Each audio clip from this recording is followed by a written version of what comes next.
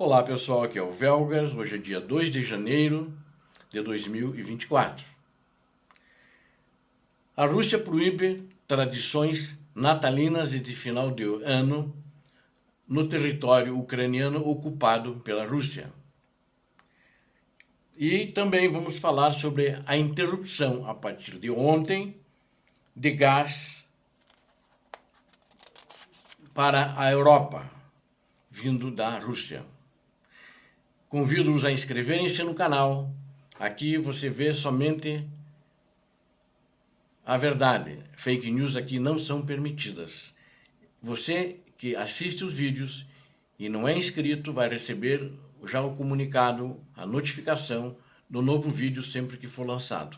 Eu conto com você para assistir a verdade. Muito obrigado. E não esqueça de dar o like, compartilhar e também fazer seus comentários. Conto com vocês. Obrigado. Bom, eu acho uma coisa desumana, é um crime contra a humanidade, você proibir manifestações culturais, né? É a mesma coisa que aqui no Brasil, se alguém proibisse alguma manifestação cultural de alguma etnia. Isso é um crime contra a humanidade, mas isso aqui é permitido. Em qualquer país do mundo, nos Estados Unidos, na Europa, etc., né? Em qualquer país do mundo, né? Na Angola, países da África, isso é permitido, a não ser nos países muçulmanos, que não é, acredito que não é permitido também. Mas eles proibiram, o que eu acho o fim da picada. Eles estavam deixando até antes dessa invasão de 22 de fevereiro, e até ano passado os ucranianos mantiveram as suas tradições. Agora, segundo o Centro de Resistência, né, Nacional, que ele passou isso para o Ocidente, passou para a Ucrânia, e a Ucrânia passou que os territórios russos, as autoridades proibiram, não pode nem mencionar nas celebrações e nem nas igrejas a São Nicolau, porque São Nicolau na Ucrânia representa o Papai Noel, que é um santo, né, cristão, o São Nicolau, e ele, quando ele recebeu uma herança, ele pegou toda a herança, vendeu e distribuiu para os pobres na Ásia Menor, onde ele morava. Era um bispo, né? Um bispo cristão. Eu digo cristão porque naquela época o mundo não era dividido em tantas religiões que são hoje, e também não era dividido entre ortodoxos e cristãos. Era um bispo da única igreja, que era a Igreja Católica, a Igreja de Roma. Imagino que esse era o nome, eu não lembro, isso eu não pesquisei. Mas então São Nicolau foi proibido. E as canções natalinas, presépios foram proibidos, né? Inclusive em instituições de ensino, acho que principalmente. Não, igrejas, instituições de ensino, em meios de comunicação, não podia fazer presépio, não podia fazer presépio público e nem particular. Essa foi a proibição da autoridade russa existente no momento. O governador russo nomeado pelo ditador russo. Isso é um crime. Eles continuando crime. Além de matarem, de assassinarem e de torturarem, eles fazem crimes contra a humanidade, fazem crimes contra a cultura. Eles não respeitam. E o que é ridículo, né?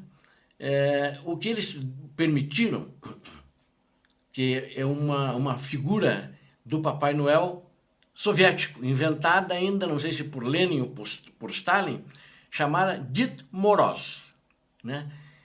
O que é o Ded Moroz? Ded é vovô, Moroz é geada ou gelo, quando dá a geada, faz aquela camada de gelo por cima da terra, por cima da grama. Então esse é o Papai Noel deles. Eu traduzi aqui em tradução livre como vovô do gelo. É isso que eles permitiram, que era celebrado na época soviética. Você não podia fazer menção a Cristo na época soviética, você não podia fazer menção a Deus. E eles voltaram isso, o stalinismo, o nazismo fascista do ditador russo voltou em Luhansk, voltou na região de Donetsk, voltou em Zaporizhia e voltou também em Kherson. Essa é a Rússia. Não adianta negar. Tem algumas figurinhas aí que vão escrever, viva a Rússia, né? Tem outros que vão dizer, já conquistou, vai conquistar. sabe, aqueles deboches, é isso que essa gente prega. Isso é a Rússia sem moral, sem alma. E, lamentavelmente, eu fiz questão de divulgar porque acho que isso eu faço como uma denúncia. O mundo precisa conhecer as violações que a Rússia faz na Ucrânia e faz isso em qualquer lugar. Né? Faz na Geórgia, faz em qualquer lugar, fazia na Síria, assassinava. Essa é a Rússia criminosa, lamentavelmente.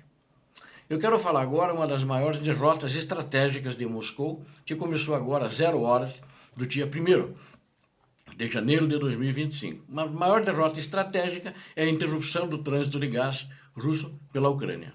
E aí eles estão com problema, não tem para onde ir. Aí ele tentou conversar com o Azerbaijão, o ditador russo, para o Azerbaijão mandar o gás dele, mas era uma coisa fantasia, porque aí o Azerbaijão mandaria pelos tubos ucranianos, mas aí o pessoal notou a armadilha e não concordou em que fosse para a Eslováquia e fosse para a Hungria, que são dois países fantoches, né? Os seus governantes são fantoches do ditador russo Vladimir Putin. Então, essa foi uma das maiores derrotas de Moscou, estrategicamente, durante toda a guerra, que aconteceu agora às 0 hora de 1º de janeiro. E a Ucrânia encerrou o trânsito de gás, não está mais passando, né? E isso é um alerta que este acordo já vinha alertando, aliás, repetidamente, que quando o acordo expirasse, ele não renovaria, porque esse acordo financia a guerra da Ucrânia, porque ele ganha dinheiro da Europa, desses países, né? Não sei se tem algum outro país, talvez tenha, mas acho que não. A maioria se adaptou, depois de 2022, à nova realidade das sanções. E a Hungria e a Eslováquia, fantoches da Rússia, mantiveram, né?